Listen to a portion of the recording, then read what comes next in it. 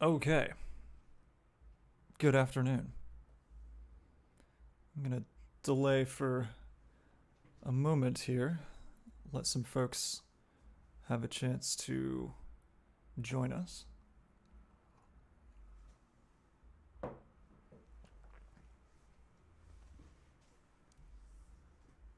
If you are watching right now, can you let me know perhaps in the chat box if you're able to hear me okay?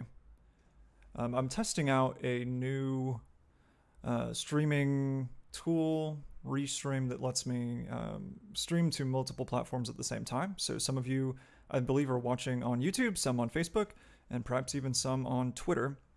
And so if you post comments in the chat feature of any of those platforms, I should be able to see it here. But just want to make sure that everything looks okay. So if you can hear me all right, if everything looks good on your end, if you could just let me know in the chat, I'd appreciate it before we get too much farther along here.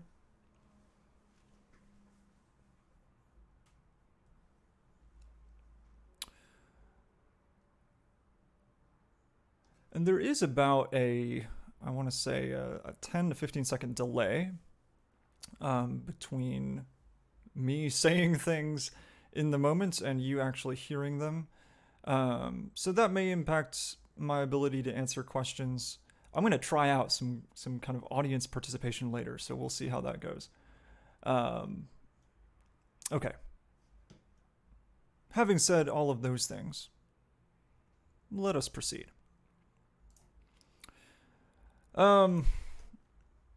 I had no idea what to call this first episode. We're going to be talking about a lot of different things, and so I have very cleverly entitled it The First Episode.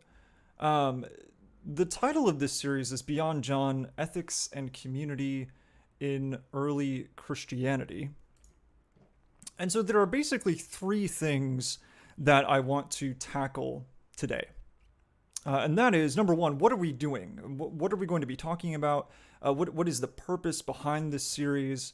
What is the intent? Number two, I want to define some terms. We're going to be talking a lot about a group of texts, a set of early Christian literature commonly known as the Apostolic Fathers. And so I want to make sure that you at least have some idea of what those texts are, what that term means, so that we're kind of all on the same page, literally and figuratively, in that regard. And also, you know, the title of this series is Beyond John, and so what do I mean by that? How does John figure into this? How does he and his epistles play into studying the Apostolic Fathers and early Christianity? So that's kind of what we're doing today. I want to start by just kind of breaking down the title for you. Beyond John, Ethics and Community in Early Christianity. I'm going to go in reverse. So what is early Christianity? What do we mean by that? Sometimes folks will use the term the early church, and depending on who they are and sort of what they are talking about, that could mean any number of things. Sometimes people will use the term early church to refer to the church in the 4th and 5th centuries CE, so sort of after the Council of Nicaea. But really, that is not so much what we mean when we say the early church or early Christianity. Generally speaking, the first few centuries of Christianity's existence can be divided into a couple different periods. You have the apostolic period, and as the name might suggest, this refers, generally speaking, to that period of time in which the apostles were active. So following the death, resurrection, and ascension of Jesus in approximately 30 CE, up until around 100 CE, when the last of the apostles are passing away and the next generation of Christians are sort of moving things forward.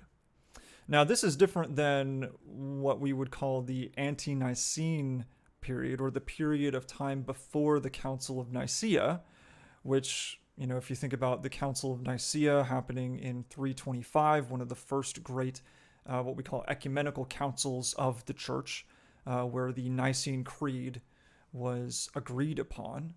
That runs from approximately 100 CE to 325 CE. So we're going to be focusing primarily on this ante-Nicene period.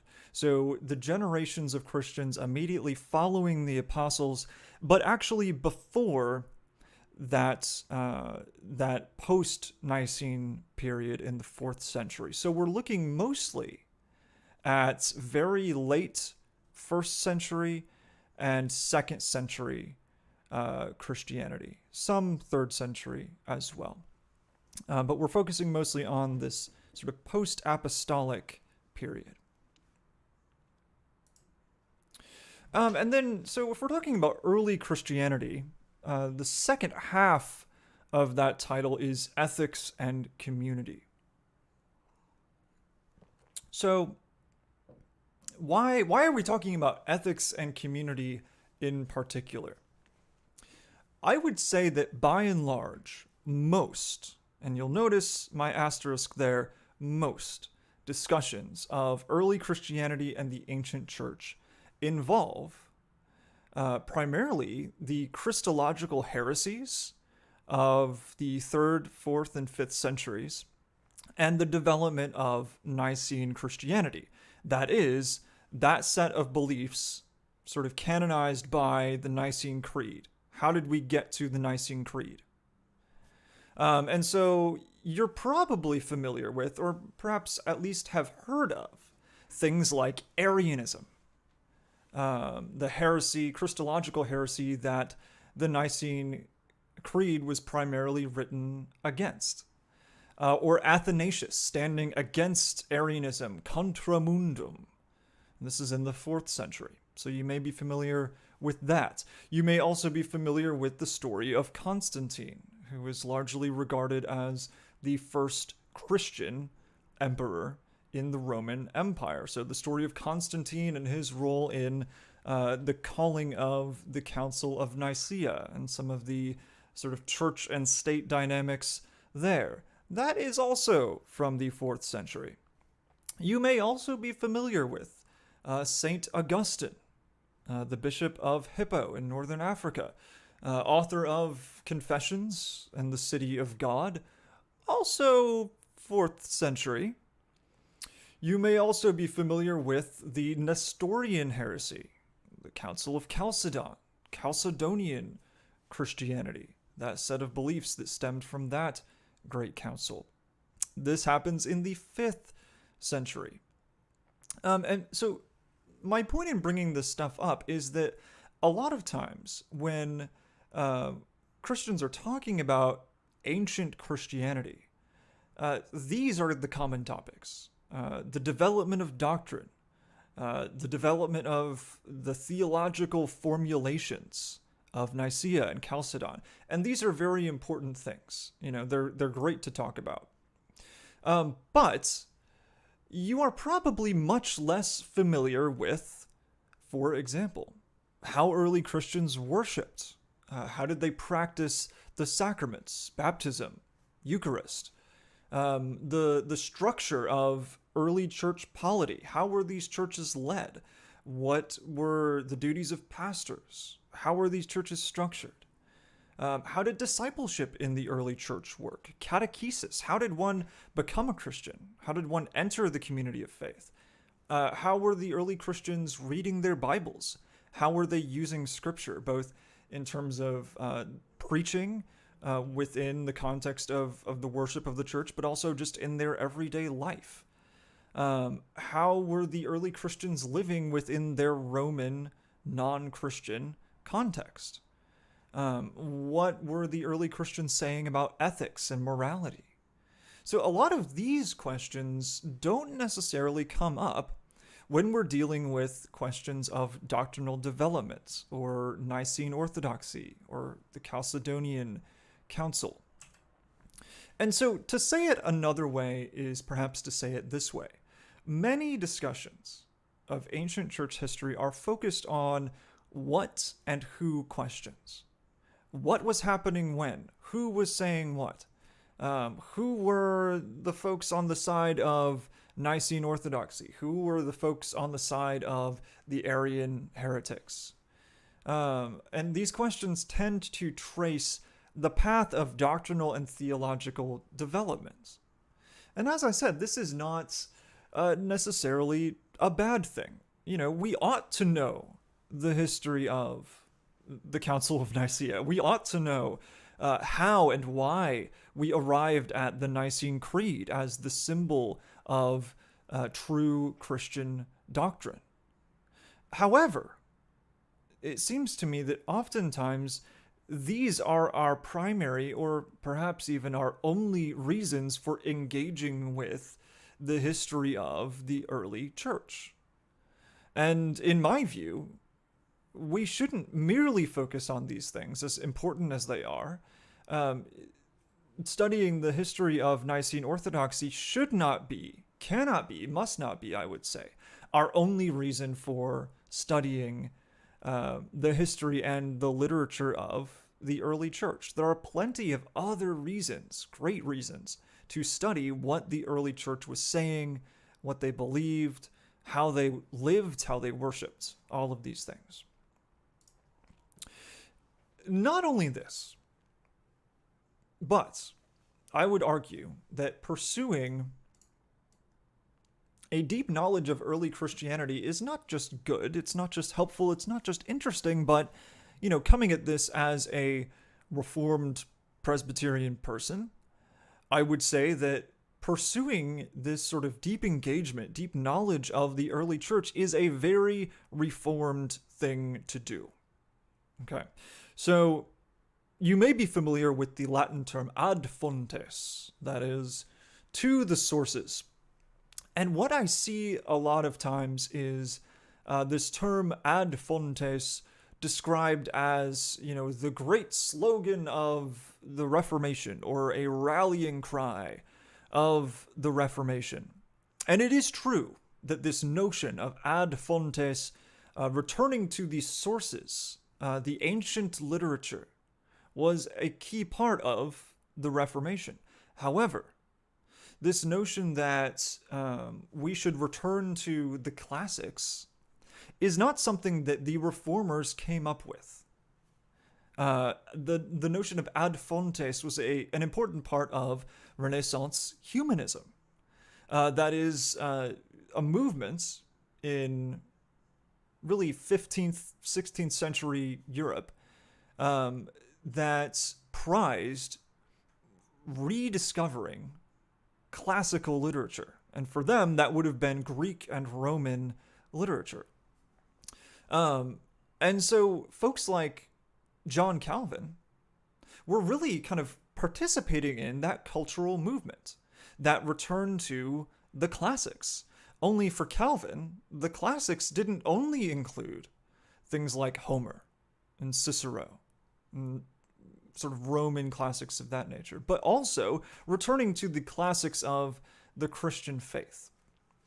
And oftentimes we associate ad fontes in a Reformation sort of way with a rediscovery of the Greek and Hebrew scriptures, a return to biblical languages.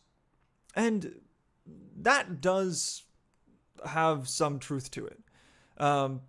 But, folks like John Wycliffe, an English Bible translator, he was one of the earliest folks who tried to translate the Bible into vernacular English. He was well before this ad fontes movement during the Renaissance. He was not one of these Renaissance humanists. He lived in the 13th century, 14th century. And so he was not a part of that movement. And yet he was returning to the vernacular, studying, the original biblical languages for the purpose of transmitting the text of Scripture to the people. But, especially for someone like Calvin, just to use him as an example, he engaged with the church fathers. He was studying not only Scripture in the original languages, but he was also participating in that ad fontes movement in terms of looking back at the fathers. And he wasn't just sort of using the fathers as evidence for his arguments in the Institutes and elsewhere, but he was actually seeking to understand those classics of the Christian faith. So not only the Greco-Roman pagan classics, but also these classics of Christianity, the church fathers. And so really, when you think about it, the notion that it is not only important but vital that we engage with the literature of the early church, that's something that Reformed Christians have been doing from the beginning. It's not just about biblical languages, as important as they are. It's also about reading the classics of the Christian faith. And that extends all the way back to the 2nd century, really. So some of these texts that we're going to look at are really old. Okay. So speaking of kind of thinking as a Reformed Christian, I just want to cover briefly some unhelpful tendencies that we as Reformed Protestants can have. And one of my hesitations in discussing this is that I can come across as a bit pessimistic in terms of, our Protestant perspective. But, I think it is vital that we be aware of the way that we are sort of naturally inclined to engage with history as Protestants. It's important to be aware of. So, a lot of times, because we as Reformed Christians very much value the legacy and the history of the Reformation, and that's great. Sometimes, though, we tend to sort of parachute ourselves into the Reformation context, 1517, say, and we use that as our starting point, and we look backwards from there. And so I want to recognize, on the one hand, that the Reformation is a very important turning point in the history of Christianity. However, I think sometimes we tend to reorganize our perspective on history around the Reformation. And so sometimes this can lead us to have a somewhat shallow awareness of history. So we can come up with a timeline that looks something like this. You have the apostles in the New Testament. Great. We've got Acts 2. We've got Pentecost. The apostles are going out. They're converting people. We have the epistles of Paul. We have the epistles of Peter. We've got the epistles of John. We've got Revelation. We've got all of these New Testament texts. And then we sort of get into the early church, and we're not really sure what that is. Presumably they are carrying forward the apostles' teaching. And then we get to Nicaea. And there we have some sort of connection, because we've got the Nicene Creed. We've got the Athanasian Creed. We've got Chalcedon. We've got some of these doctrinal developments that we can hang on to and that we can recognize. We've got Augustine, Augustine's theology making its way on into the Reformation. But then when we get to sort of the very, very end of late antiquity, the 5th century, the 6th century, the 7th century, when we get closer and closer to the medieval church, we as Reformed Christians kind of don't know what to do. And so it's like, all right, we've got the apostles, the early church, a bunch of Catholics, maybe? What's going on there? We aren't really sure what to do with the medieval church. We kind of view the medieval church through the lens of the corrective that Luther and Calvin and others were attempting to offer. But then we get to Luther and Calvin, and we're sort of on firm ground again. We have some recognizable doctrinal formulations, the Bible in the vernacular, ad fontes perhaps, all of these things. And then, we have American Christianity, some Puritans, the English Reformation, I guess, and then we've got the PCA. And for some folks, this is kind of the extent of our historical awareness. And so one of the big gaps, I think, is early Christianity. We aren't really sure sometimes how to handle, how to engage with, how to learn from that period of Christianity between the apostles and the Council of Nicaea. It's kind of unclear. How does this fit into our historical narrative? And so that's kind of one of my goals with this course, is to bring some awareness to some of these things, to expose you perhaps to some things that you may not be familiar with. And the other thing I wanted to mention is using the Reformation as our starting point can lead us to adopt what is called a Whig interpretation of history. Whig history. And that is a perspective that understands history as a progression towards an ever better future. And not only that, but an ever better future that involves us as the pinnacle, as the height. And so we can tend to, especially with things like the medieval church, the church immediately before the Reformation even, we can tend to kind of say, well, those folks had some problems, and thank goodness the reformers were there to correct all the things, and thank goodness we had Westminster, and thank goodness, we had, some of the movements in American Presbyterianism, Westminster Seminary, other institutions, you can kind of fill in the blank there. Thank goodness that the PCA is now here, the pinnacle of orthodoxy. And this is just a really terrible way of thinking about any sort of history. It sort of leads us to place ourselves and our present context at the center. And it really prevents us from sort of understanding history on its own terms. And now, I want to be clear, I'm not saying that all Protestant people do this. I'm simply saying that this is a pitfall or a trap that we can sometimes fall into.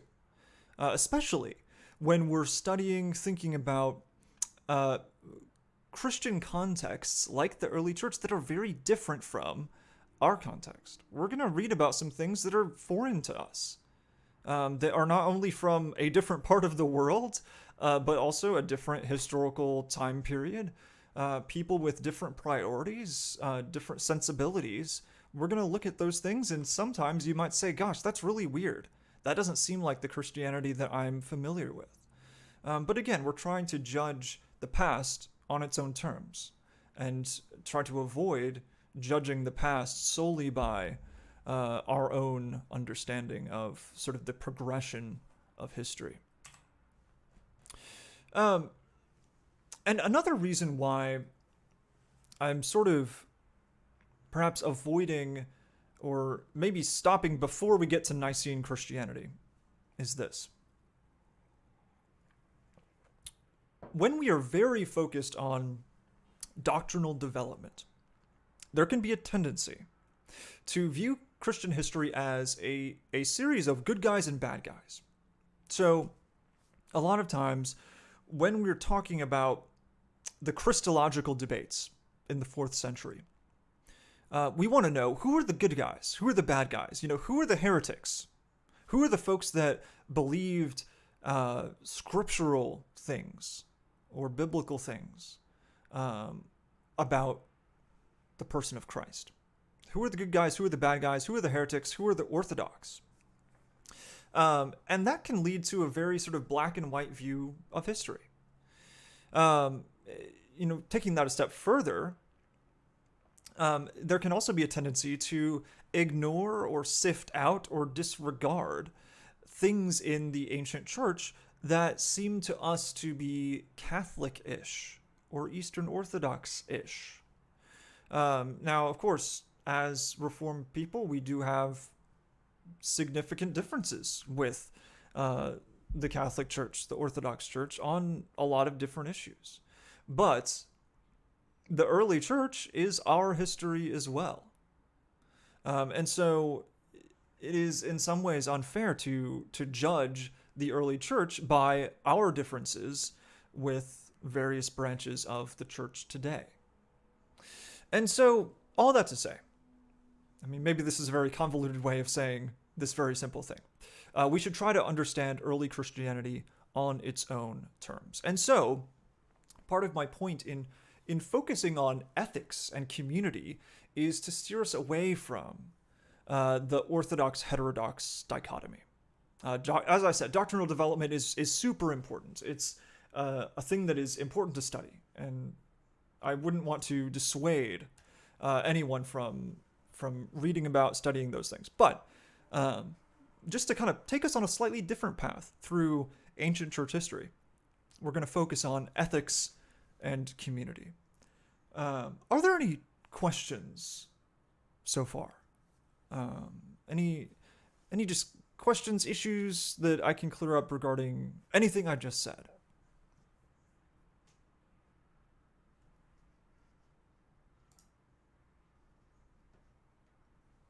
Okay.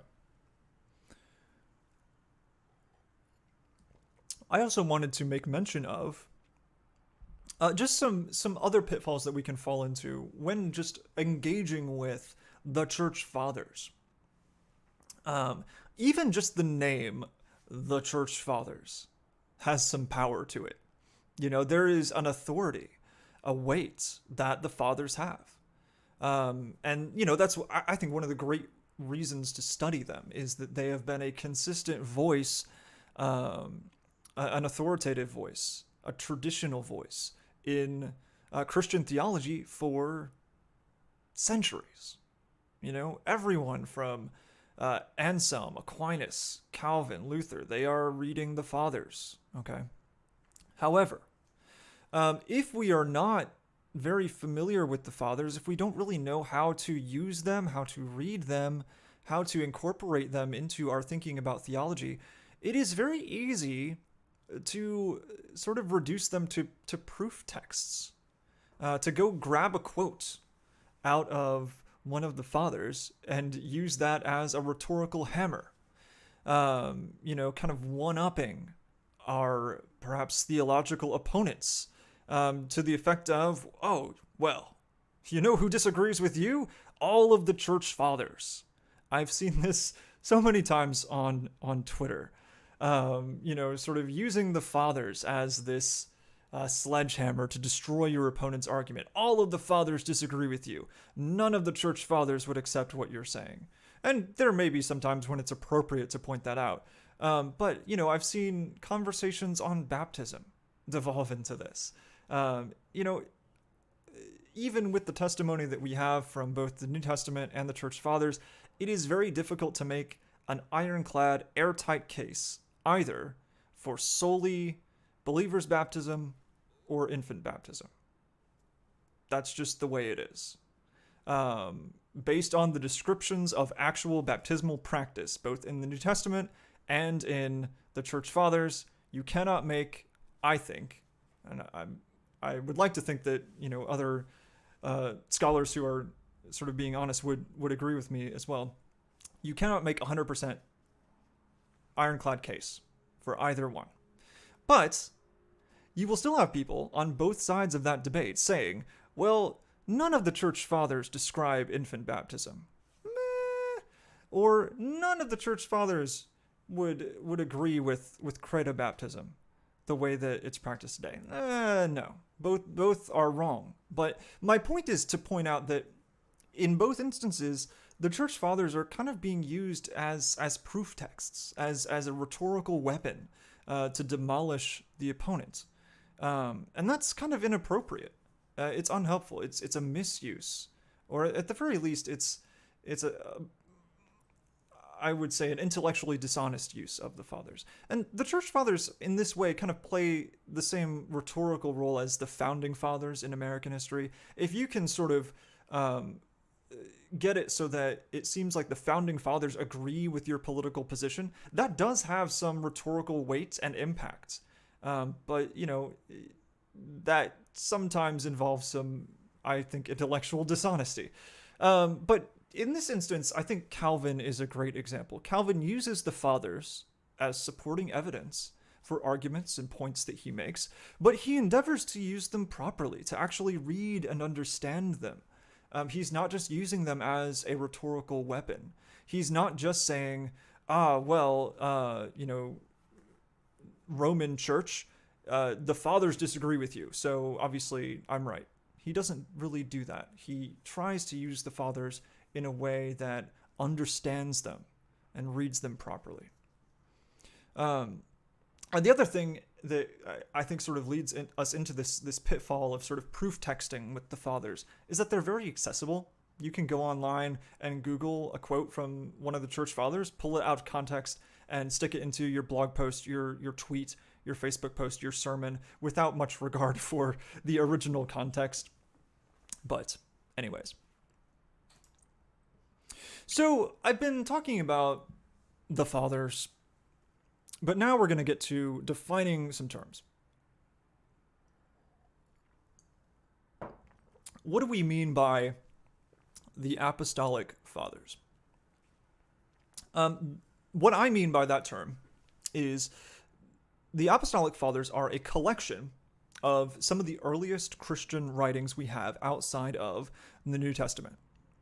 And a general list of these texts are 1st and 2nd Clement, the epistles of Ignatius, the epistle of Polycarp to the Philippians, Didache, the epistle of Barnabas, the epistle to Diognetus, and the shepherd of Hermas. And many of these texts are anonymous. Some of them are only attributed by tradition, and some others, like Didache, for example, are more community documents. The Didache is basically a discipleship manual, a guide to sort of the Christian faith and catechesis. And so really there isn't one particular author.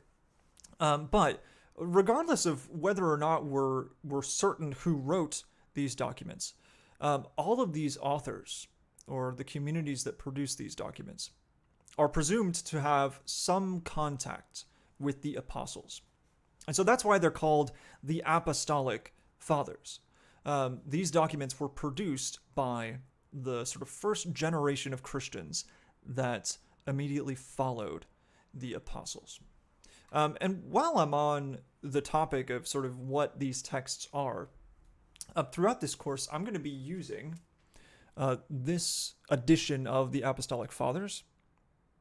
It's a translation put out by Rick Brannon. It's only about $18, $19 on Amazon, so it's relatively affordable if you'd like to buy that and follow along. I was reading through 1st and 2nd Clement this past week, and it's I think a very readable translation. If you're interested in reading some of these texts kind of as we're moving through them, but you don't necessarily want to invest in a copy, there's a great website I just want to draw your attention to called the Christian Classics Ethereal Library. And this is basically an online library for classics of Christianity. And in particular, they have a lot of the fathers on here. A lot of these older translations of the fathers are in the public domain, and so they're able to host them here. And so if you, for example, select early church, that will pull up things like Augustine's Confessions. But for example, here's the Epistle of Barnabas, which is part of this collection, the Apostolic Fathers, and you can read it online. Like I said, the translation is a little bit older. You know, it starts, "All hail, ye sons and daughters, in the name of our Lord Jesus Christ." So it's a little more, if you will, King James-ish, perhaps, in terms of the style and the syntax. But there it is. So all of these texts can be found online if you are interested in reading some of them. And a lot of them don't take that long to read. So just wanted to throw that out there. So this course, as I said, is called Beyond John. At Redeemer Presbyterian Church, we've been going through a sermon series on the epistles of John. And so I wanted to not only just sort of connect this course to that series, but I really just wanted to start with John. Um, you know, I think I actually came up with the idea for this course. Eric Landry quoted the Epistle to Diognetus, one of the texts in the Apostolic Fathers, in a sermon a few weeks ago, and it just sort of grabbed my attention. And I thought, man, it would be great to kind of have this bridge from John the Apostle to the early church. And why is John such a good place to start when thinking about the early church? The reason is this: John was kind of a transitional figure. John, his identity is a bit of a slippery thing. There are various figures who are identified as John. He's sometimes called the Apostle, the Elder, John the Revelator. To hear, I believe it was Blind Willie Johnson, the blues song John the Revelator, the Great Advocator. But John was a transitional figure from the time of the apostles into the time of the early church. John died around 100 CE. He was one of the longest lived of the apostles. Both Peter and Paul are traditionally thought to have died around 60-ish CE. And so John lived for another 30, 40 years after Peter and Paul had been martyred. And so what this means is that John had 4 decades, approximately, of time to do the work of the church. And so John was a great discipler. Several influential, important, vital figures in the life of the early church were discipled by John. Perhaps most famously, Polycarp. Polycarp, I believe the Bishop of Smyrna, was discipled by John. And Polycarp's martyrdom, we'll talk more about Polycarp later on, was a key event in sort of the life of the early church. Polycarp discipled Irenaeus, who was another very key and influential figure in early Christianity. Also Ignatius, several of whose letters appear in the Apostolic Fathers, that collection of documents. And so I think these 3 individuals are especially kind of the product of John's pastoral, discipling activity. And so even though John, we don't have as much scriptural material from him, at least not as much as Paul, I would say that what John perhaps lacks in scriptural contributions, he makes up for in pastoral influence. Immensely influential Christian leader. And so I really want to begin here with just a brief discussion of 3 John. 3 John is short. Not short enough that I could fit it onto one slide, unfortunately, but 3 John is short. And I know I'm sort of jumping ahead of our sermon series at Redeemer Presbyterian, but I have no qualms about this. It's okay. We aren't doing a full-on exegetical analysis of 3 John. We're just noticing some things. But here is where the audience participation comes in. So I'm going to give you this question ahead of time, and then I'm going to read through 3 John, and then I'm going to ask the question again. So you can be thinking about your answer. How would you describe some of the problems or issues that John is addressing in 3 John? So what are the core issues? And so as I'm reading through 3 John, be thinking about that. Here we go. 3 John. The elder, to the beloved Gaius, whom I love in truth. Beloved, I pray that all may go well with you, and that you may be in good health, as it goes well with your soul. For I rejoiced greatly when the brothers came, and testified to your truth, as indeed you are walking in the truth. I have no greater joy than to hear that my children are walking in the truth. Beloved, it is a faithful thing that you do in all your efforts for these brothers, strangers as they are, who testified to your love before the church. You will do well to send them on their journey in a manner worthy of God, for they have gone out for the sake of the name, accepting nothing from the Gentiles. Therefore, we ought to support people like these, that we may be fellow workers for the truth. I have written something to the church, but Diotrephes, who likes to put himself first, does not acknowledge our authority. So, if I come, I will bring up what he is doing, talking wicked nonsense against us. And not content with that, he refuses to welcome the brothers, and also stops those who want to, and puts them out of the church. Beloved, do not imitate evil, but imitate good. Whoever does good is from God. Whoever does evil has not seen God. Demetrius has received a good testimony from everyone, and from the truth itself. We also add our testimony, and you know that our testimony is true.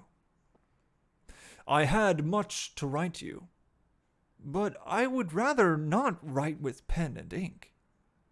I hope to see you soon, and we will talk face to face. Peace be to you. The friends greet you. Greet the friends, each by name. So that is 3 John. So I'll just ask this question again. What are the problems and issues that John is addressing? If you have any ideas, just throw something over there in the chat box. And while we're waiting for some responses, one of the things that I always encourage people to keep in mind when we're reading epistles is that the epistles that we have in the New Testament are very rarely meant to be explanations of doctrine or systematic theological texts. They're almost always what you might call occasional letters. That is, letters written to specific people for a specific rhetorical purpose to address a specific situation. For example, the Apostle Paul writing to the church in Corinth. John here mentioning specific people, Diotrephes, addressing specific situations in the church. Again, the Apostle Paul writing to the Galatians. "O foolish Galatians, who has bewitched you?" So Paul is, expounding doctrine, but also expounding it for a particular purpose. And so we can learn a lot from thinking about the situation, the rhetorical purpose for which some of these documents were written. But just having sort of thought about briefly the words that John is writing here, what are some of the things that he is attempting to address? What are some of the problems? Why is John writing this letter to Gaius?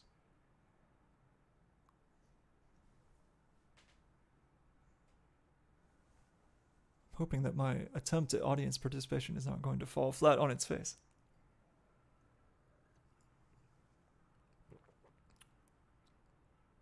I do have some thoughts of my own, but I thought I would see if y'all had any ideas. Okay. So, here are 3 things. At least 3 things that I think we can take away from John's purpose here. So, number 1, ethical doctrinal faithfulness. And, this really, it stems from John's writing in First John, where that's a longer letter. He takes more time to go into some of these things, but the idea of walking in the truth.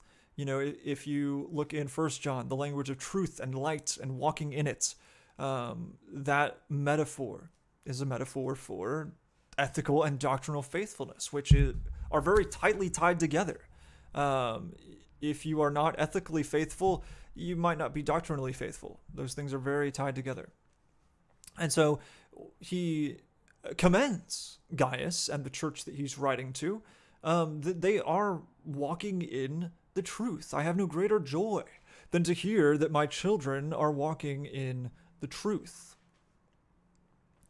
Also, church leadership. So it appears that Diotrephes is causing some trouble.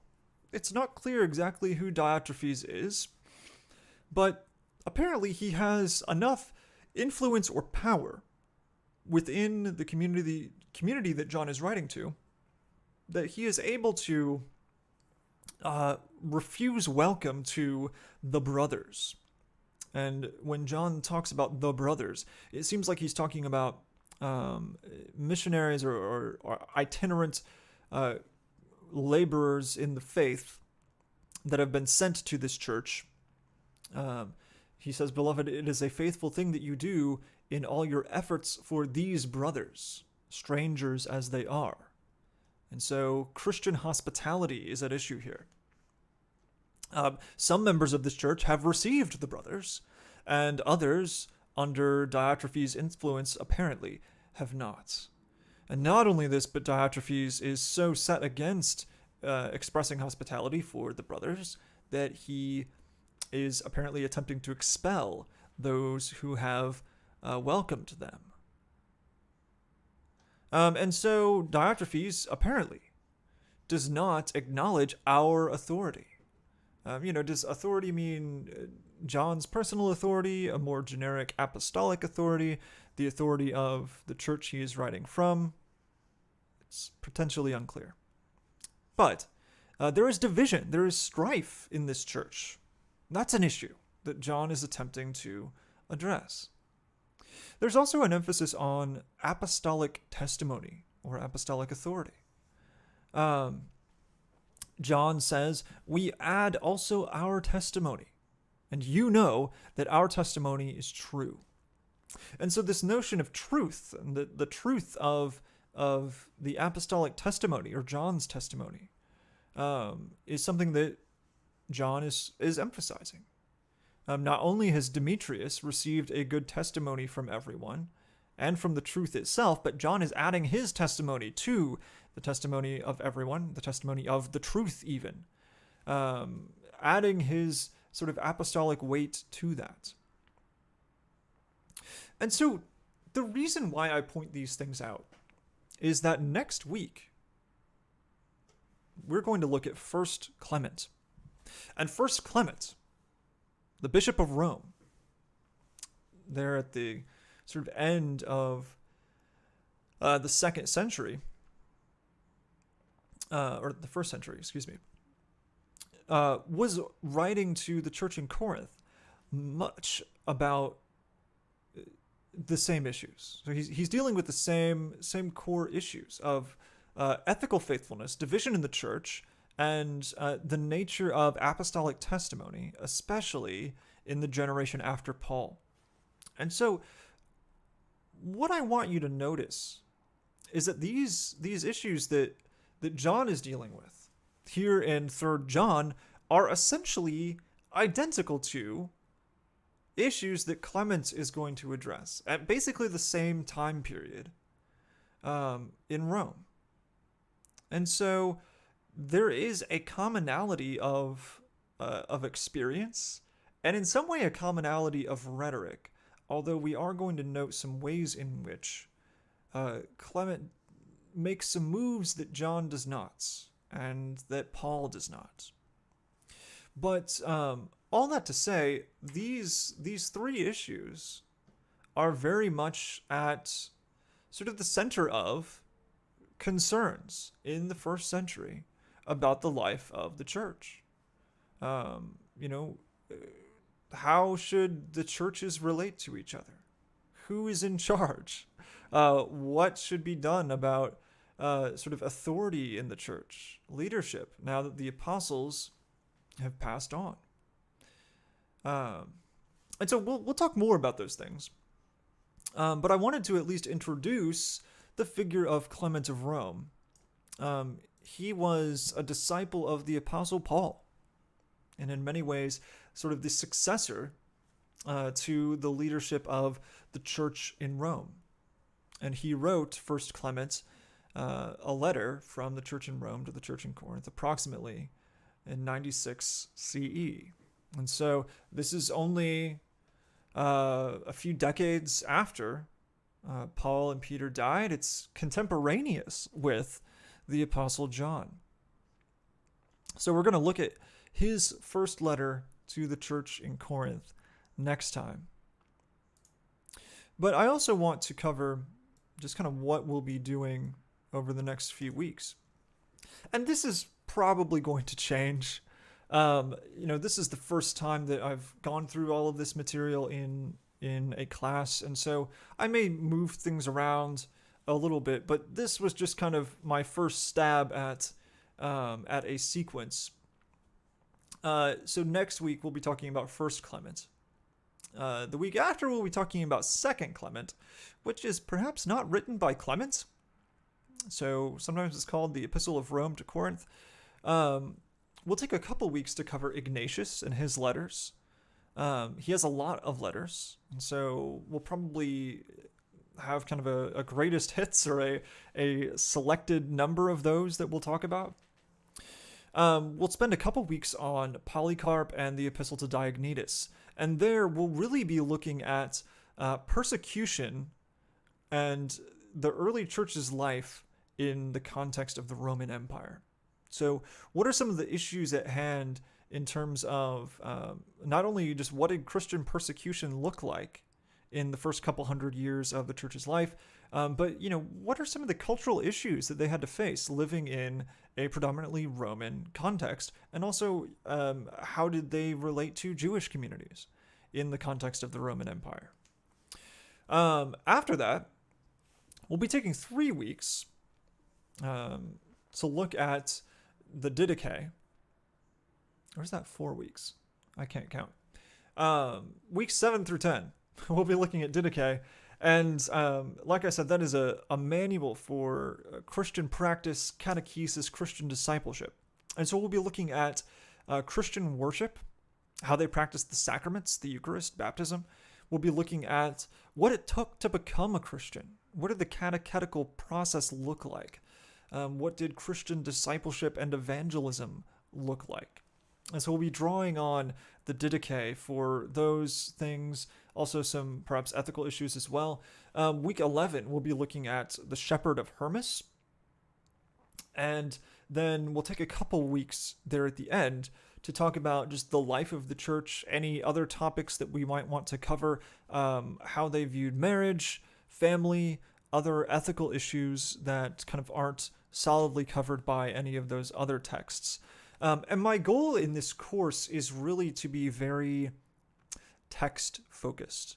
I'm not going to really do history lectures in which I relate or narrate a sequence of events. We are going to be looking at texts, at literature. So I will be kind of giving you a guided tour through those texts, selecting bits to discuss and talk about, and use those as a window into sort of the mind and the life of the early church. So I would hesitate to really call this a church history course. This is more an overview of various types of early Christian literature. So, at any rate, this is what is beyond John. And so as we are wrapping up our series in the epistles of John, we're moving forward, carrying with us some of the same questions, concerns, some of the same concepts, and even some of the same language that John uses to teach the early church. We are carrying those things forward and seeing how the early church develops those ideas, Is their practice, their belief system going to be different? Is the way that they speak about the Christian faith going to be different? What are they going to carry over? Things of that nature. So I'm really excited to go through some of this material with y'all, and I hope y'all are excited too. If you have any questions kind of between now and next week, feel free to email me. I'd love to kind of answer those questions. I'm also thinking of doing during the week, like a 5 to 10 minute video, just kind of once a week answering interesting questions that I might get during the week. So if you do have just a question about either this material or really anything New Testament, church history related, let me know. I'd love to kind of incorporate those into just a short once a week video. I think that would be kind of an interesting thing to do. So having said that, that's all for today. We will pick up next week with 1 Clement. So y'all have a great afternoon. Peace be with you.